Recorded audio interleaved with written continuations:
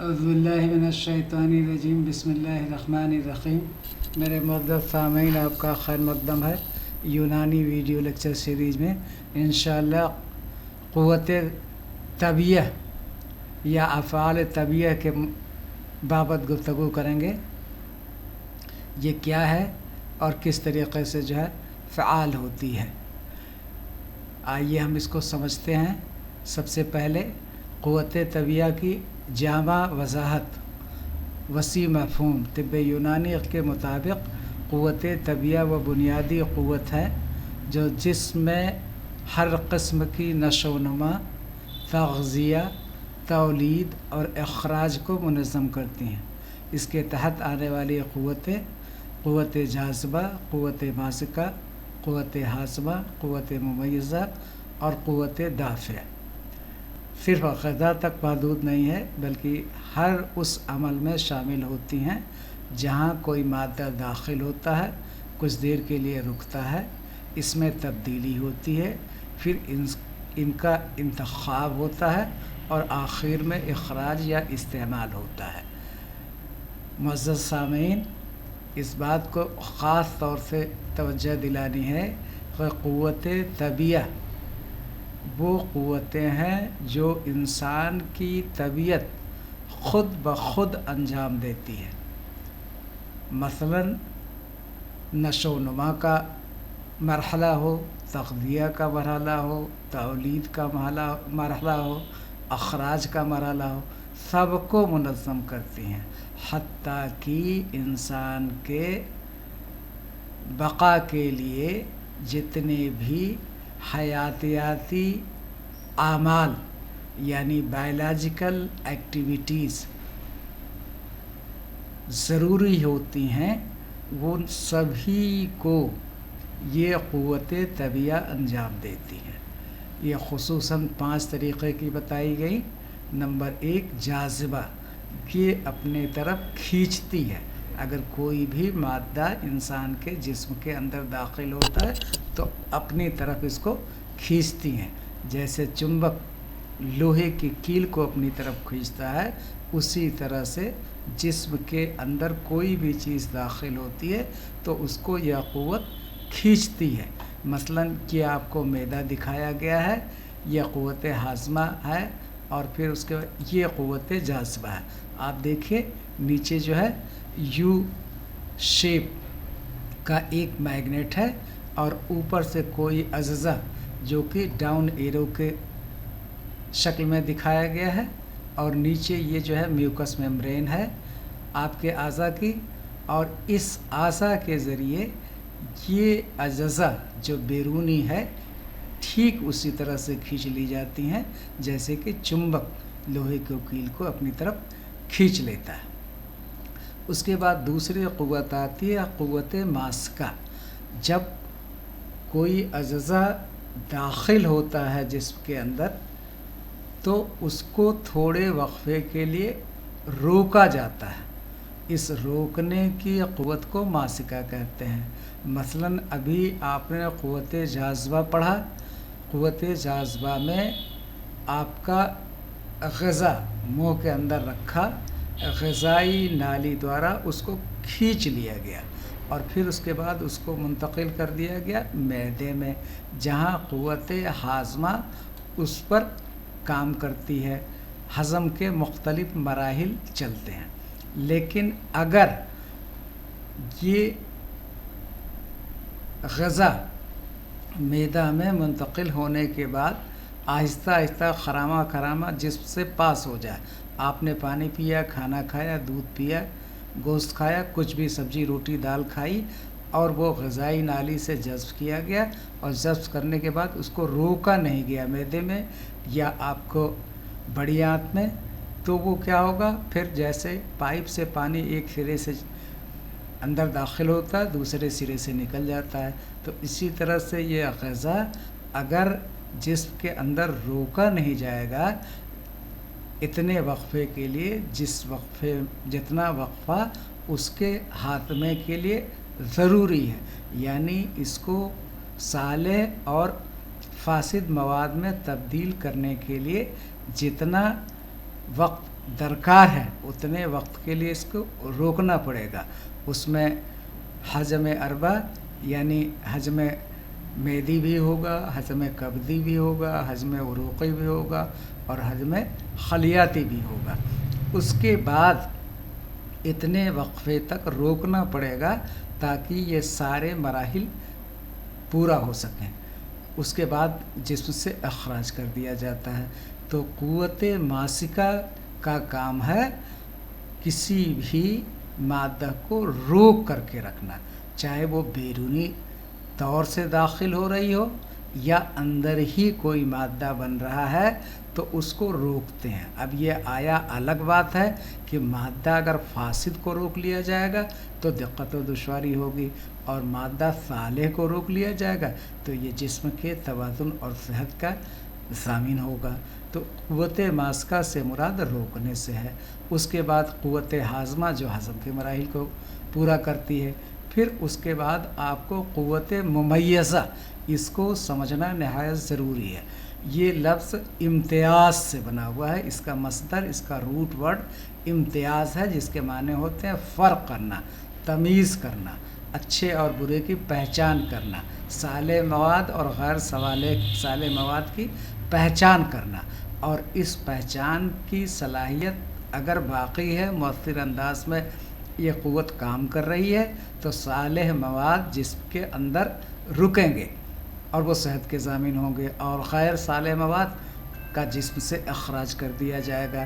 مثلاً آپ کا گردہ ہے، گردہ میں آپ کو کریٹینین یا اور بھی مادے اس طریقے سے جمع ہو جا رہے ہیں، پتھری بن جا رہی ہے. تو یہ کیا ہے، اور اس کو اخراج کر دینا چاہیے کیونکہ یہ غیر صالح مادہ ہیں.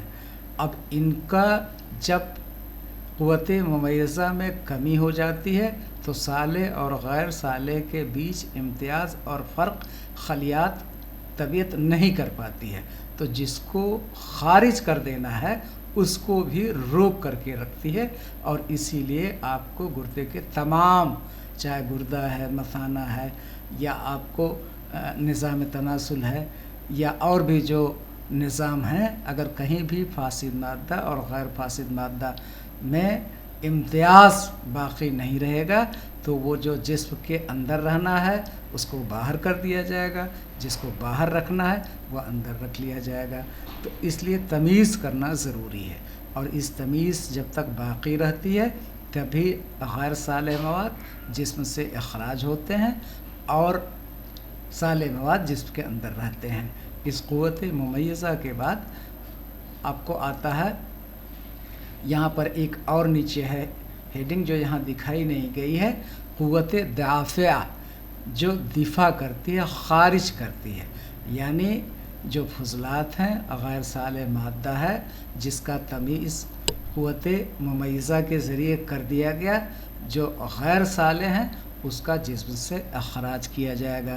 مثلا بول اور براد، اب اس میں کبھی کبھی بول دم بھی ہو جاتا ہے، خون بھی آ جاتا ہے، یا کچھ اور کیا کہتے ہیں کہ پروٹین بھی آنے لگتی ہے، تو جس کو اندر رہنا چاہیے وہ باہر چلی جاتی ہے. تو یہ قوت ممیزہ کی کمی ہوتی ہے، اور اس کے بعد جب کمی واقع ہوتی ہے تو قوت دافعہ دوارا باہر نکال دی جاتی ہے. آئیے اس کو ہم پھر ایک بار تشریح کو پڑھتے ہیں. طب یونانی کے مطابق قوت طبیعہ و بنیادی قوت ہے. قوت طبیعہ طبیعت کی وہ بنیادی قوت ہے جو جسم میں ہر قسم کے نشو و نما، تغذیہ، تولید اور اخراج کو منظم کرتی ہے. اس کے تحت آنے والی قوتیں قوت جاذبہ، قوت ماسکہ، قوت ہاضمہ، قوت ممیزہ اور قوت دافعہ، یہ 5، اور جن کا ابھی ذکر ہم نے کیا.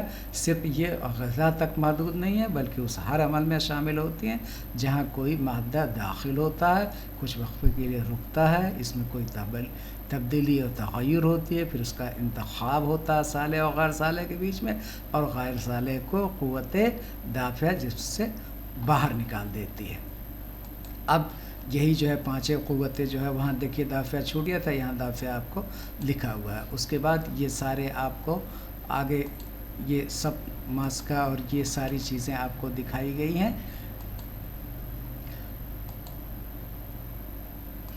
اب یہ دیکھیے مثال کیا کر رہے ہیں کہ جیسا کہ آپ نے بہت خوب مثال دی قوت جاذبہ.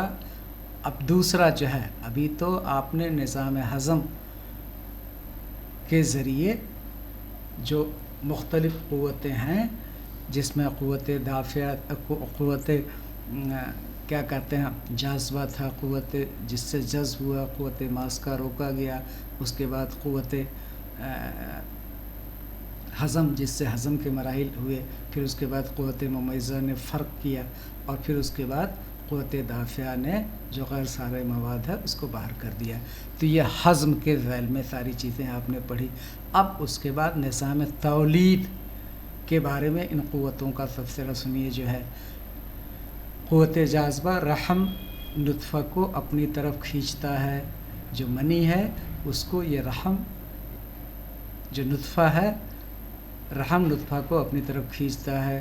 قوت ماسکہ رحم اسے محفوظ رکھتا ہے، تھام کے رکھتا ہے، روک کے رکھتا ہے، جسے جنین آپ کہتے ہیں.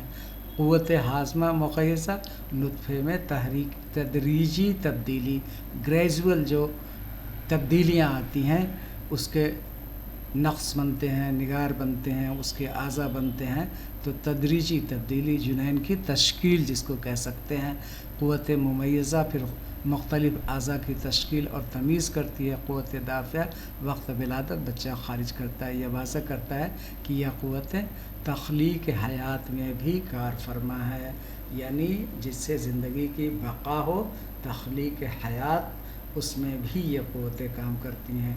تو آپ کو ہضم کا ہم نے مثال دیا اور دوسرا نظام تولید کا مثال دیا.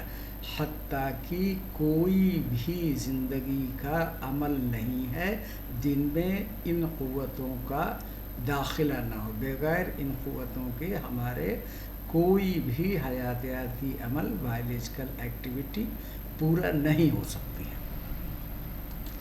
اب اس کے بعد تیسری مثال دے رہے ہیں التیام یا ہیلنگ. جب کہیں زخم ہو جاتا ہے، چوٹ لگ جاتی ہے، کٹ پٹ جاتا ہے، تو اس میں کیسے یہ جو ہے قوتیں کام کرتی ہیں. جاذبہ خون اور غذائیت کو ضعف کی طرف لاتا ہے. جو اسٹیپ آف ہیلنگ آپ نے پڑھا ہے، سب سے پہلے وہاں کیا ہوگا، چھوٹے چھوٹے آپ کو وینیوز، شرائین اور وینس، بہت چھوٹے چھوٹے کیپلیز پہلے مراحل میں بنتی ہیں، اور اس میں پھر خون اور غذائیت کو زخم کی طرف لاتی ہیں. یہ کس وجہ سے؟ قوت جاذبہ کی وجہ سے کھینچ کے لانا جو ہے. قوت ماسکہ مواد کو برقرار رکھتی ہیں، سالم مواد کو برقرار رکھتی ہیں. ممیزہ خراب اور صحت مند خلیات میں فرق کرتی ہیں. اب جو صحت مند خلیات ہوں گی وہ وہیں بنی رہیں گی، اور جو غیر صحت مند خلیات ہوں گی وہ ڈیڈ ہو کر کے جس سے باہر ہو جائے گی، یا جو فاسد مادہ پیپ بنا ہوا وہ باہر ہو جائے گا. اور یہ عمل، یہ کام قوت دافعہ کے بنا پر کیا جائے گا. قوت دافعہ پیپ یا فاسد مادہ کو جسم سے خارج کر دیتا ہے. تو اس طریقے سے مختلف قوت طبیعہ کا آپ نے جائزہ لیا. وہ قوتیں جو انسان کی طبیعت خود بخود کرتی ہے اور جس سے زندگی کے تمام حیاتیاتی اعمال، بایولوجیکل ایکٹیویٹی ڈسچارجڈ ہوتی ہیں، مکمل ہوتی ہیں. فی امان اللہ.